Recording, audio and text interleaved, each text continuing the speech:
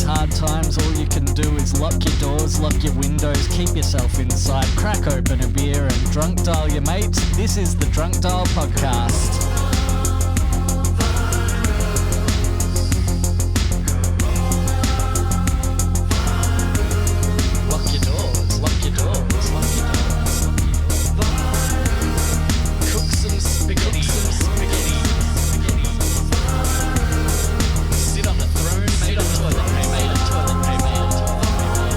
Hello and welcome back to today's episode of Australia's easiest to produce and organise podcast. It is the Drunk Dial Lockdown. I'm your host Chris Asher, and today we've got a very special guest. He is an actor, a legendary actor. It is Sir Michael Caine. How are you? I'm doing very well today, Chris. How are you? Yeah, good, man. Very good. It's really nice. It's an honour to have you on the show, I must say. You must have a fair bit of time on your hands, I guess, with the lockdown. I've got all the time in the world. I've just haven't left the house at all for like 3 weeks now, but I've got a lot of books and I've got a lot of food, so I'm just going to hold myself up for a little bit. Yeah. So what kind of food are you eating during the lockdown? Well, I like a nice fig. A fig? And I like a nice, couple of figs and crackers. And then I'll always start prepping the Sunday roast on the Saturday morning. Okay. Make sure all the spuds are peeled. You're peeling the spuds? Put into made. You're peeling the spuds yourself? I like to sort of, I do peel the spuds myself, yes. It's a big task that needs to be done properly. Yeah, okay, no one, you wouldn't trust anyone else to peel your spuds, I suppose. I don't trust anyone to peel my bloody spuds. Okay, good. You would have done 3 roasts now. Are you going out to do the shopping? You said you haven't left. Are you sending other people out to do the shopping, or where no, are you? I get a delivery from Tesco. Oh, because okay. I'm bloody rich, so I can skip the queue and get it sent straight away to my house. Yeah, okay, fair enough. That makes sense. Do they drop off those testing kits, the coronavirus testing kits to you as well? I don't know. I don't care about that as long as they get the mustard and the chicken. Okay. I don't care about that. Okay, fair enough. You got the mustard, the chicken. Some things are more important than the other things. I mean, if you got coronavirus, then you're going to hurt yourself because you'll be stressed out peeling the potatoes. Well, that's true, and you've got to make sure that they're done properly. And that Sunday roast, down the fucking Swanee. You can't have that, can you? No. So, what have you been? If you haven't been leaving the house, what have you been doing? This is what the podcast's kind of about: is like how to stay sane during these lockdowns, and how to keep yourself entertained at home. Obviously, you're doing a lot of cooking. What else are you getting up to? What other activities are you sort of getting up to there? Well, I play a lot of Scrabble on my phone with my friend Sean Connery. Oh, who's in Scotland? Yeah. How's he doing? I speak to Sean, and he's doing very well. Obviously, he's in Scotland. He's isolating, but he's got a cupboard full of whiskey. And he likes his rich tea biscuits as well, so he's got lots of them. Yeah, fair enough. He's a tricky bugger on the old Scrabble, I'll tell you. He's a bit of a dark horse. He got a triple letter score with me this morning. Oh yeah, what was the dyspraxia? Can you believe that? Dyspraxia. I don't even know 108. What does that even mean? I don't even know what it bloody means either. But it was you cheap. Sorry, just cut out there. You cut out for a second. What was that? Oh, what's that? Bit of a techno problem there. Yeah, getting saying poor we're connection online. for me. Yeah, that's all right. Yeah. So what was the word? Dyspraxia. Well, I don't know. I'll Google it later, but it went through, so it must be a word. Oh, okay. Yeah. If it's on your phone, the phone knows everything, doesn't it? It knows everything. It knows where you are, what you do, what you eat. What saucy websites that you look at. Oh, and what sauce? Not that I do. No. No. No. Okay. Fair enough.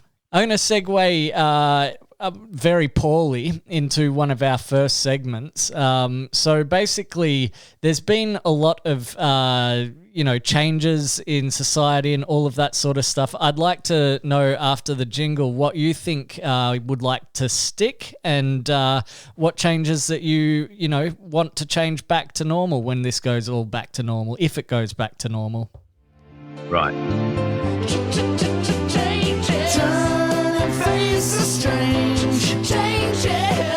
Every couple of minutes we're going to have to wash our hands again.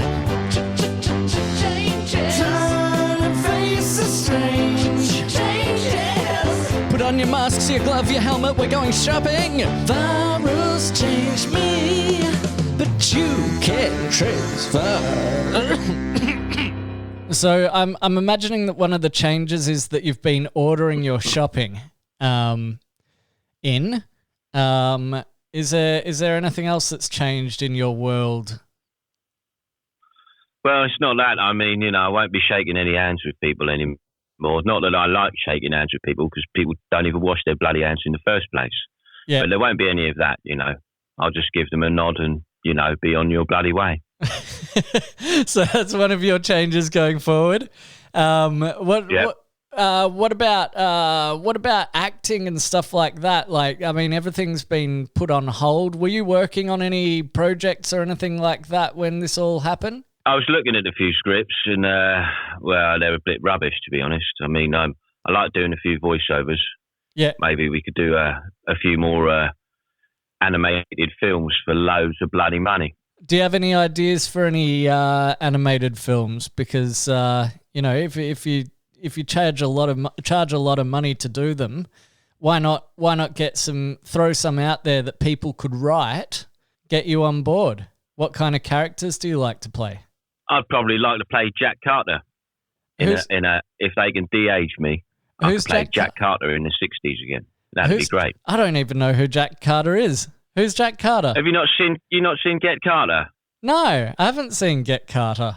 I think you're missing my seminal film, young man. I know. I haven't seen it. I think you need to get on Pirate Bay tonight. Yeah.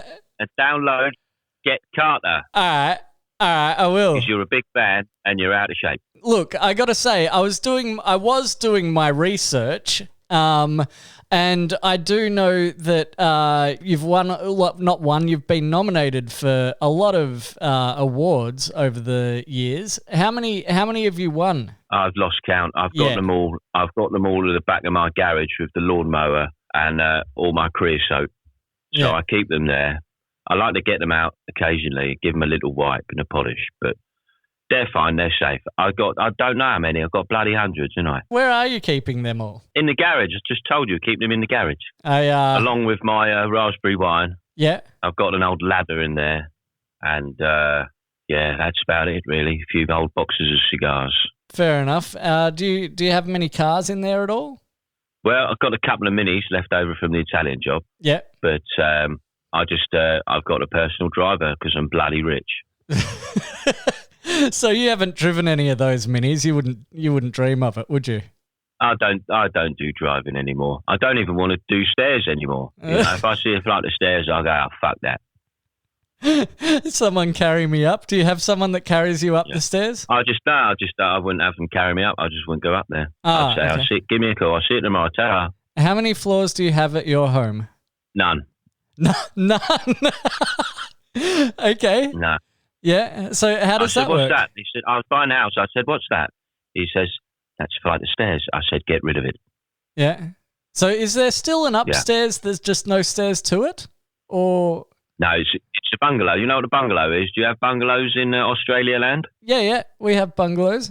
It's my big bastard bungalow. Ah, okay. Wow. That's I really imagined you in a much larger sort of house, maybe, or like a mansion a bit. It's like a bungalow stroke mansion. It's massive. It's like a football field, but with no stairs. Okay. Fair enough. It's just all... So how many rooms in this bungalow? 42. 42 rooms. Wow. 42 rooms, yeah. 42 room bastard bungalow with no bloody stairs. That's impressive. That really is impressive. Did it take long to build, or was it just? Yeah, it took about 2 years to build. Yeah. Make sure I got all the pictures of myself on the wall, from all the great films I did, like Jaws 4. Yep. What else did I do? The Hand. Have you seen The Hand? No, I haven't seen The Hand. Look, I'm more of a Austin Powers. And On Deadly Ground. Have you seen On Deadly Ground with Steven Seagal? Yes, I have seen that one actually. Yeah, I did that. That was like 2 days' work for £1 million. Wow, that's a good deal. But you did have to put up with Steven Seagal. He's all right. He's a funny one, Steve Seagal. He wouldn't be on set much, and whenever he was, he'd just sit in the corner, combing his long ponytail and eating sausage rolls. So anyway, I don't speak to him anymore. I hope he's doing all right. Yeah, I mean, he's an odd one. I wouldn't have him around my house. No, I said, Steve, you need to just you need to liven up a bit, son. Oh, really? He's just quiet? Doing his kung fu kicks and I don't know. He's an odd one. I wish him all the well, but he's bloody weird. Yeah, fair enough. So a lot of actors are weird, though, aren't they? They get right into their roles. They get too into it. I'm saying, look, it's just a bit of acting, Yeah. You need to just relax a bit. So, speaking of people who do get right into their roles, you would have worked alongside Heath Ledger in The Dark Knight Rises. Is it? No, not The Dark Knight Rises. The Dark Knight. It was The Dark Knight. So, as I like to call it, Batman 2.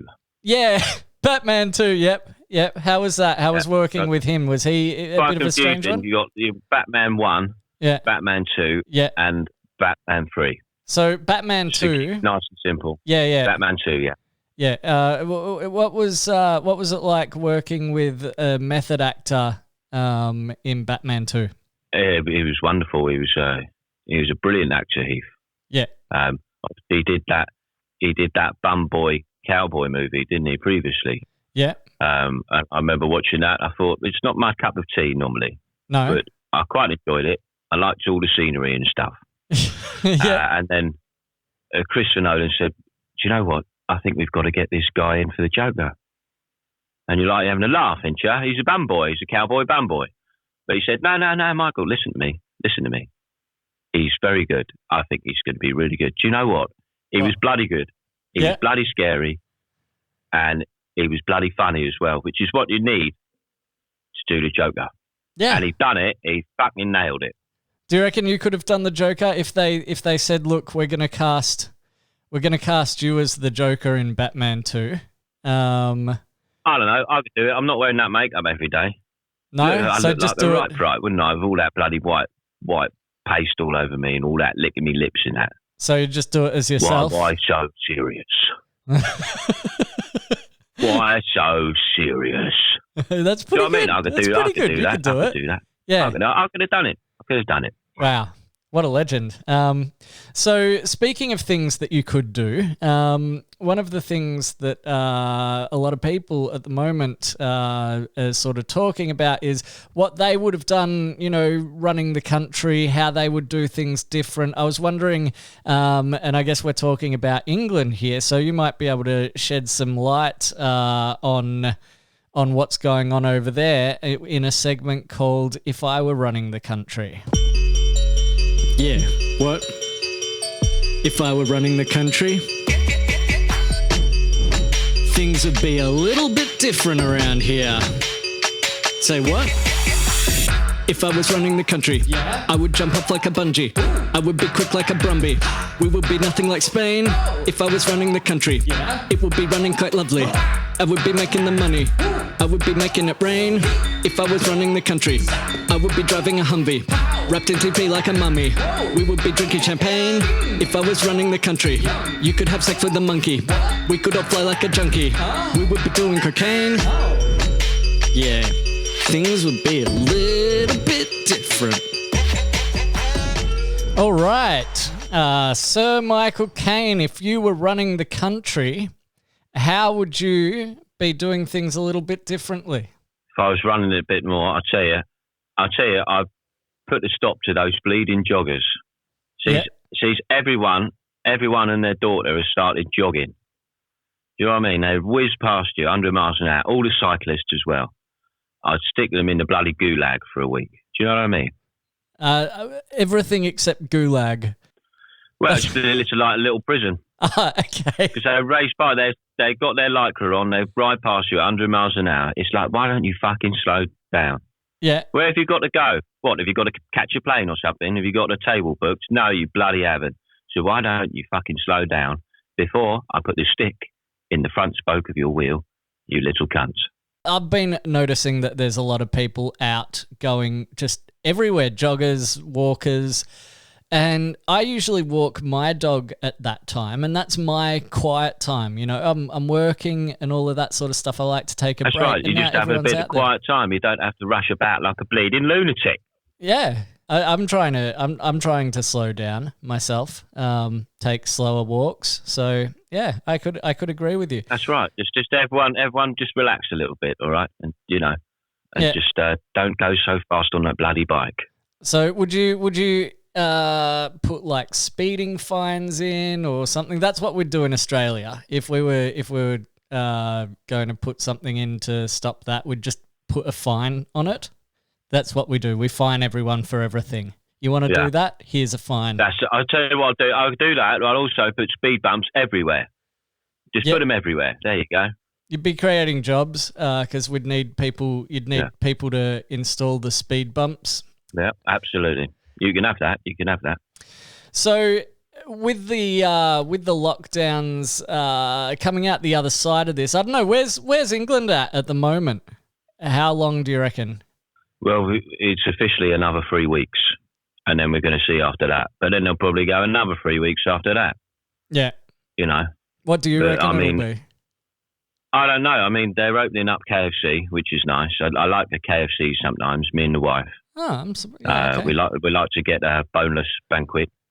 Yeah. And my wife Shakira, she misses the cherry Pepsi Max. She loves that. Okay. So we're looking forward to getting a nice KFC. Yeah. Sitting watching the Queen's speech. But we've got to do it. We just take it one day at a time, really. And do you think that you'll come out the other side of this going into any other fields? Like, are you going to be doing any other acting, or are you going to... I don't know. I've got so much bloody money, I'm not really fussed about it. But if something good comes up, you know, never say never, really. Fair enough. Do you think they'll do not a Dark Knight, a Batman 4? Because I would love to see a Batman 4. A Batman 4? What, with Christian Bale and myself in it? Yeah.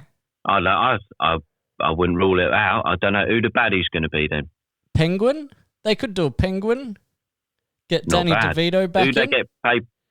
Danny DeVito? Get him back in. No, you got to choose someone else. What about Kevin Hart or someone? He's very good, isn't he? He could play the Penguin. Yeah, he's small too. He's a small man. Perfect. Do you know what? I'll make a note of that. Yeah. Kevin Hart, Penguin, Batman 4. Yeah. Nice. Send it I out like that. It's good, Dad. Getting the juices flowing now. All right. So now, finally, in the last segment of the podcast, there's a thing that we like to do called goals, which is about, well, let the jingle explain it to you. Goals. What are goals?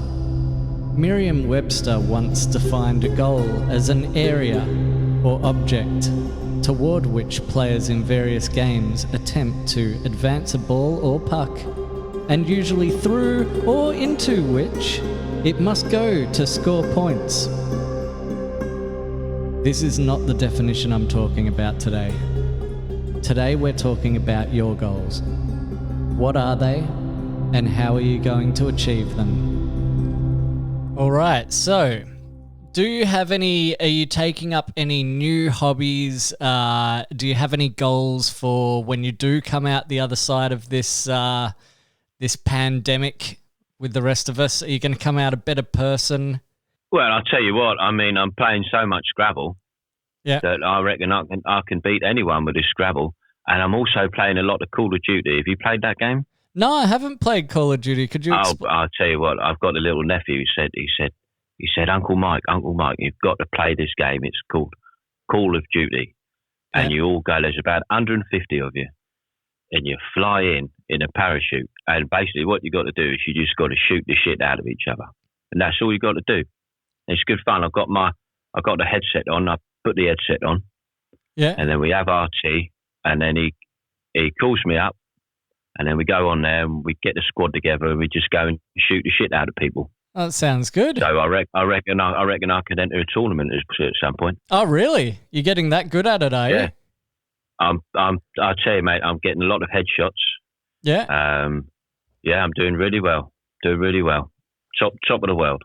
Okay, so you could come out the other side of this a professional gamer. I could do. I'll give these little 10-year-olds a little run for their money. I tell you, when old Mikey gets on there. Yeah. Bang, headshot, down you go. Bang, down you go. There you go, triple kill. Stick that right up your ass. Wow, you're an aggressive player.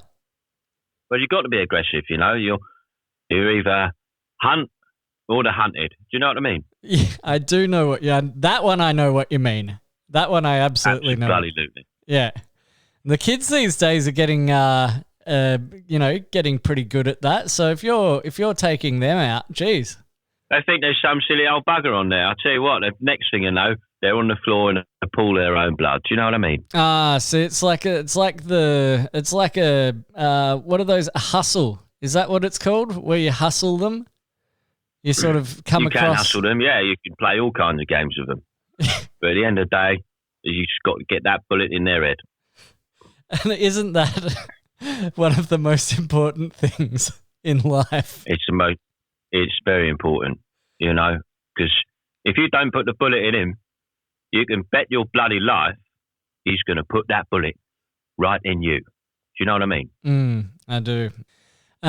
So finally, we're going to wrap up the podcast. I like to wrap up on a little bit of a positive note. Because quite often there's a lot of doom and gloom. There's a lot of doom and gloom in the world at the moment. Would you agree? I think people just need to cheer the fuck up. Yeah. So I like to end by giving you an opportunity to give our listeners some advice on how to stay sane when you're stuck at home for such a long amount of time. Okay. Right. Well, first of all, don't go outside unless you've got to go and get something important like toilet roll or a nice pair of driving gloves. Don't run about the house too much. If you've got stairs, get rid of them. If you can't get rid of them, don't use them. And don't worry about answering the phone at people. Oh, they'll ring back. Don't you worry about that. Okay, that sounds like that sounds very specific, actually. That's right. Whose phone calls are you missing? I don't know. They look like private numbers. I don't know. They could be trying to sell me. They're always trying to sell me something, like a new phone or something. I'm like, I don't bloody need a new phone. Yeah, fair enough. Yeah, I'm sure you got enough money for all the phones that you need. All the new phones. I've got a nice little. I've got an iPhone from a few years ago. It does everything I need to do. Scrabble. So I'm in the WhatsApp group with Sean Connery and Joanna Lumley, so we keep in touch that way. Always nice. Sending me pictures of their dinner and whatnot. All right. She likes a nice shepherd's pie, Joanna Lumley. Oh, really? Yeah, nice shepherd's pie. I gave her a few tips.